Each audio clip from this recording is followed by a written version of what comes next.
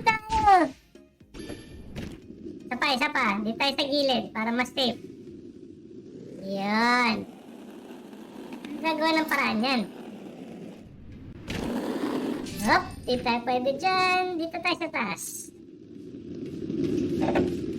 Yan, dahan-dahan. Hindi naman kailangan nagmamadali lagi.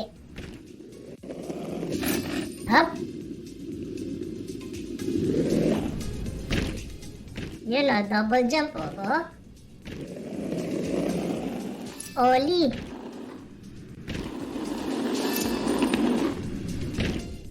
Yan, tawag sa pag tumatalon ka sa skateboard, yun yung tinatawag na ollie. O, wrecking ball na naman. Naku, tinaman tayo ng wrecking ball. Gawasan natin yun, sakit yun.